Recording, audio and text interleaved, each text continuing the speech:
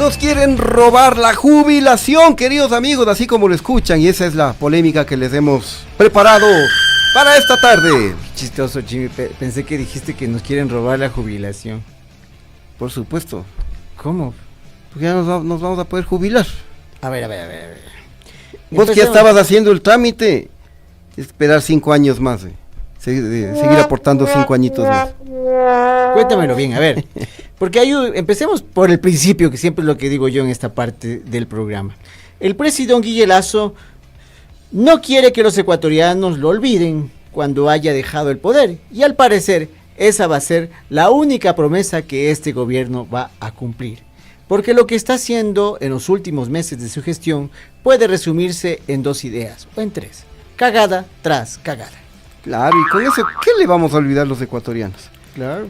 Y como ya lo anticipamos, queridos amigos, la última que está haciendo don Guille Lasso es que pretende joderle a los ecuatorianos con el aumento de los años de aportación al seguro social para poder jubilarse, y con ello también obviamente aumenta la edad de jubilación.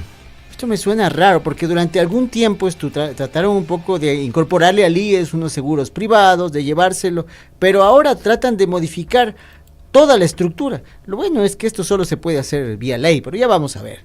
Para esto, hace unos meses creó una comisión, liderada por su amigo Augusto de la Torre, para que elabore una propuesta de reforma al sistema de pensiones del IES. Había un señor de la Torre en todo esto del feriado bancario.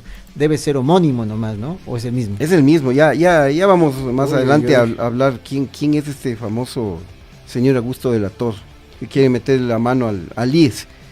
Bueno, este señor de la Torre plantea reformar el artículo 229 de la Ley de Seguridad Social referente a la jubilación ordinaria por vejez. ¿Qué dice ese artículo, Chano? Este artículo establece, Chimi, que los aportantes que cumplieren 60 años de edad y acreditaren 30 años de imposiciones tendrán derecho a una pensión de vejez que será igual al 75% del promedio de los 5 años de mejor sueldo o salario de aportación.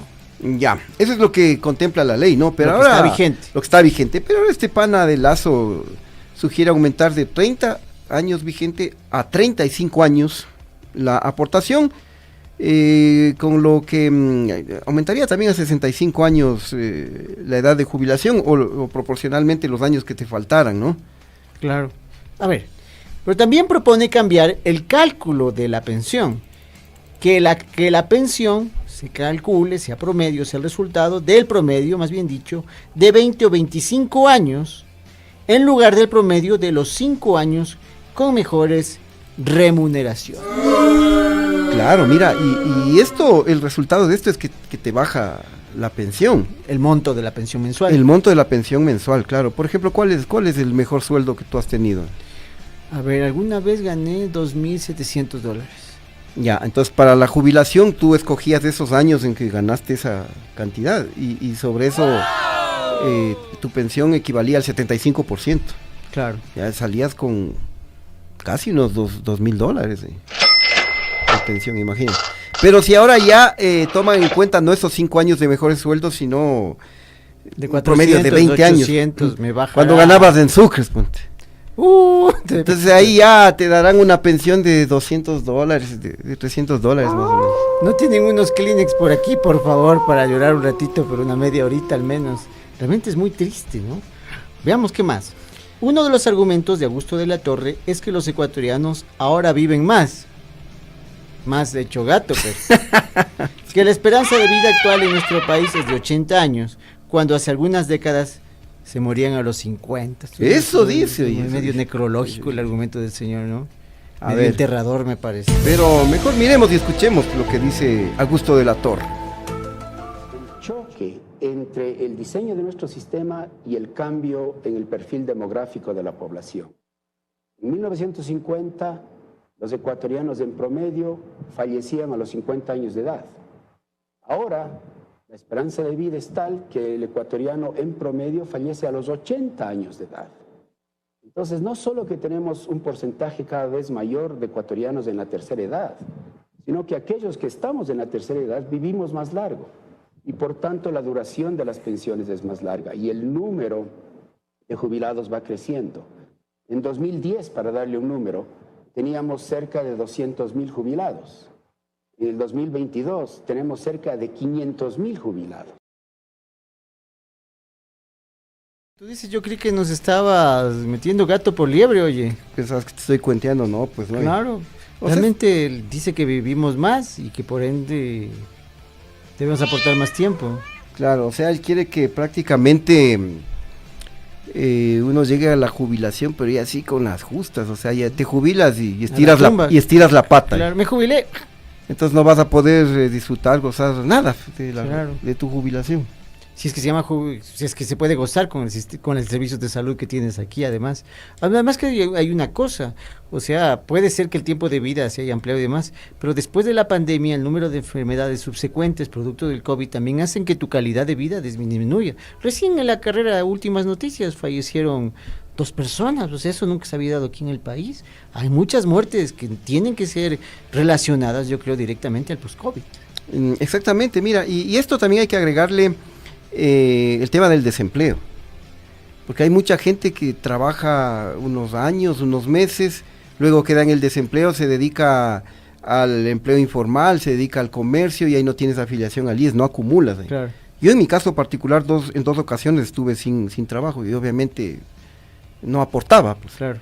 Entonces imagínate si te aumentan 5 años más de aportación y con todo este tema del desempleo, mucha gente no va a alcanzar a jubilarse. Y es un país que no tiene renta universal, un seguro para desempleo. O sea, tú te quedas sin empleo, Pato o Esteban por ahí, y tendrías derecho, siendo este otro tipo de país, sobre todo en países europeos, de recibir una pensión mínima que te puede sostener hasta que encuentres otro trabajo, lo cual suena humanamente lógico y económicamente básico.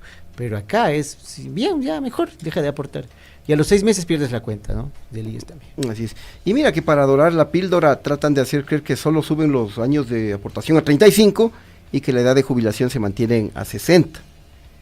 Pero no es así porque directamente también sube la edad, pues. Claro. A ver, tenemos una explicación sobre esto de Henry Llanes, presidente del Frente Nacional por un Nuevo IES. Escuchemos y miremos. ¿Qué dice la comisión? No vamos a subir la edad de jubilación. Lo que vamos a subir son los años de aportes. Entonces es un juego de palabras. Ellos quieren camuflar, ellos quieren ocultar su intención, pero no la van a poder hacer porque es muy evidente y muy clara. Entonces dice, lo que vamos a hacer es incrementar en 5 años, los años de aportación. Es decir, en vez de que cumplan 30, van de aquí en adelante, una vez que entre en vigencia la reforma, van a tener que cumplir 35 años. Yo le pregunto a Viviana y le pregunto a la opinión pública. Esos 5 años de aportes que le incrementan, que ya no son 30, si no son 35, ¿están o no incrementando la edad de jubilación de 60 a 65 años? Sí. ¿Qué dice la comisión? Lo dice un conocedor en el tema. Se aumenta la edad y también se hace otro cálculo para la jubilación. Ese es un documento que ha elaborado esta comisión, presidido por el señor Augusto de la Morgue, de la Torre.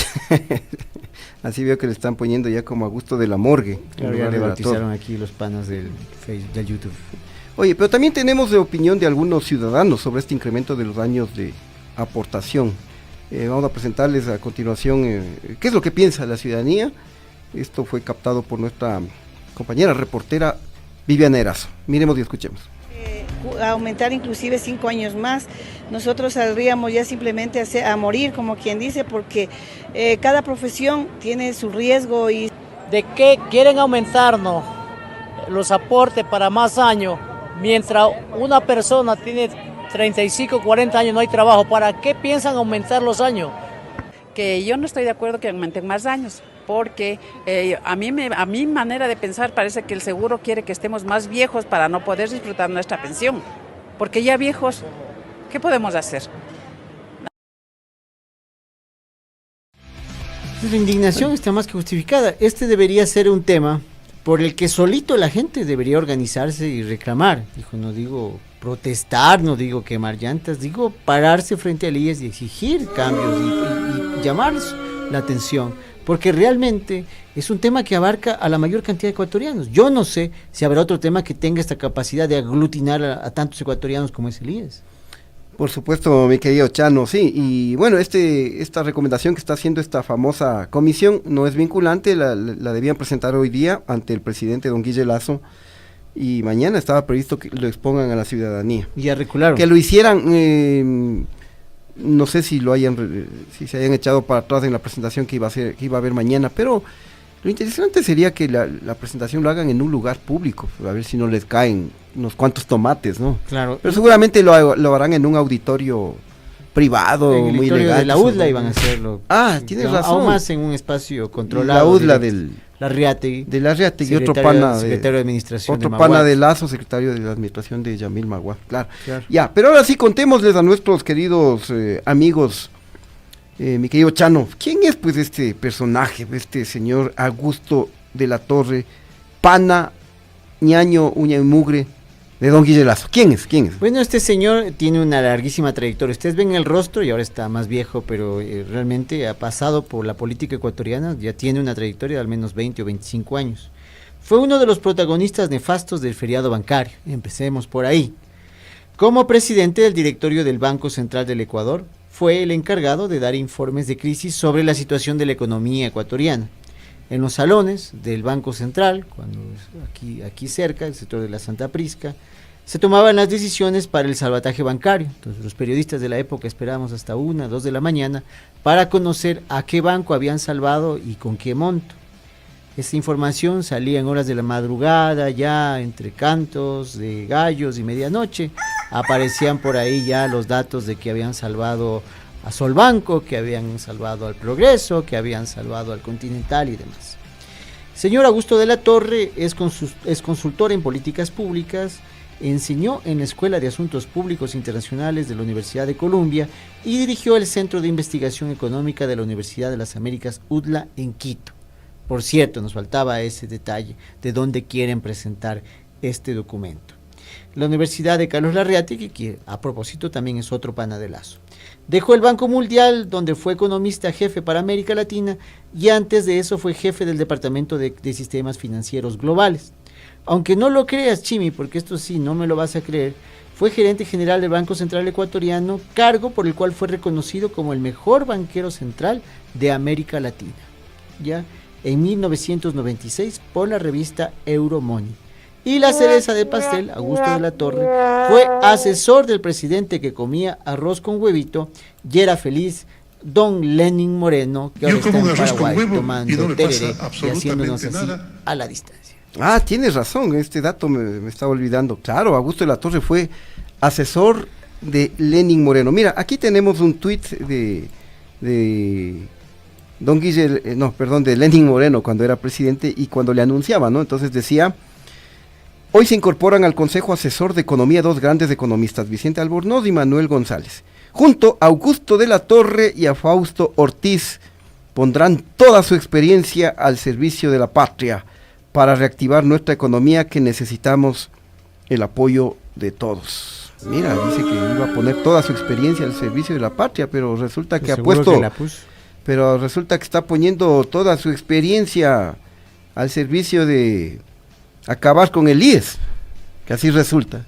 Finalmente tenían otras fórmulas de hacerlo. La primera era generar un nuevo instrumento legal, que no tuvieron la capacidad de desarrollarlo. La otra fue trabajar directamente en el IES, en el Consejo Directivo, y donde tenían la mayoría de votos, pero tomaba su tiempo también. Así que optaron por este procedimiento semi-académico, semi-informal inclusive, de un examen exógeno, y a partir de ese tratar de cambiar una estructura. Vaya a ver, con eso no se puede hacer así. Y mira, de acuerdo a entendidos, estas reformas no se podrían ejecutar. Serían inconstitucionales. Entrando por ahí de principio. Exactamente, porque no puede haber regresión de derechos. O sea, si los ecuatorianos tenemos el derecho de jubilarnos a los 60 años, no puede haber un retroceso. Y eso te garantiza la Constitución. Pero, quién sabe, ¿no? Porque acá como pisotean la Constitución y las leyes, no sabemos lo que vayan a hacer, ¿no? Y además que como don Guille Lasso ya está de salida, no le importa la popularidad, no le importa nada. Y acuérdate quién está al frente del Instituto Ecuatoriano de Seguridad Social. El señor Alfredo Ortega, uno de los más grandes millonarios. Acuérdate que él tenía un patrimonio de 31 millones de dólares y estaba vinculado a su familia al Banco Continental, otro pana de don Guille Lazo.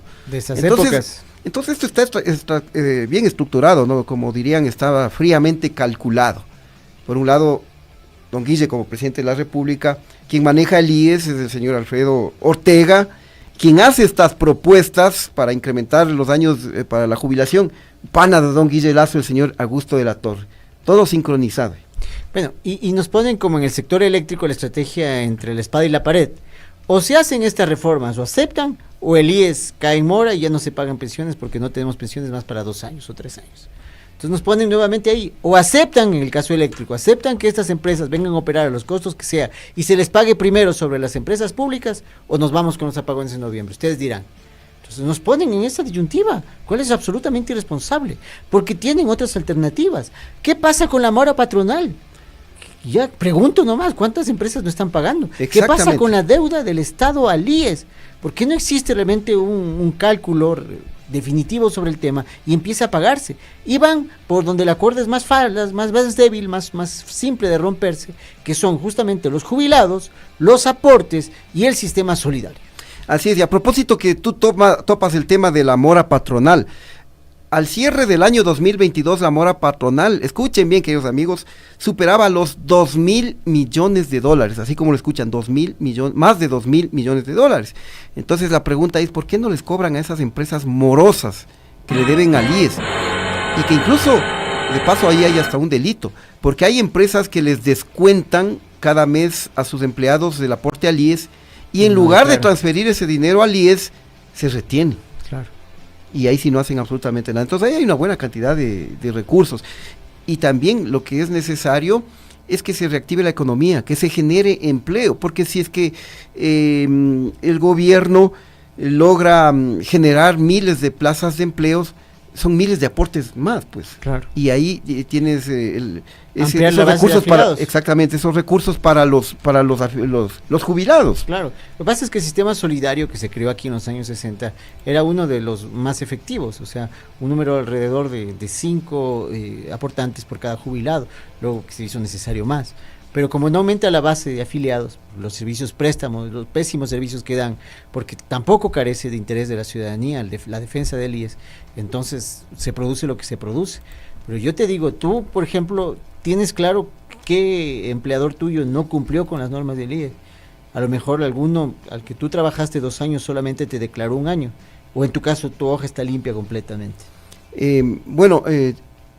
En el caso, yo trabajé en Gama Visión, pero en ese tiempo todo en orden. Luego ya entró a muchos problemas económicos y tengo entendido que hoy ni siquiera les pagan los sueldos ya casi 1 año a los empleados de esta cadena de televisión y que adeudan por lo menos 2-3 años al IES, claro, reteniéndoles a los empleados. Yo tengo en mi listado tengo 2 empresas, la una el diario Hoy y la otra la Corporación Participación Ciudadana, que nunca me pagaron.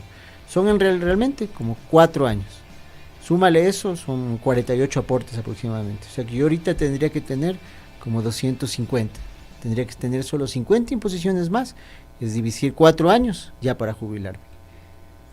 Mira tú. Ahora me faltan 3. A ver, y la Vivi por acá me confirma que en efecto cambiaron la fecha de socialización de esta propuesta del IES, porque estaba previsto para mañana en la UDLA Park. Pero ya se echaron para atrás. Me gusta como dice UDLA Park. Es que así dice UDLA Park. Saludos a la gente.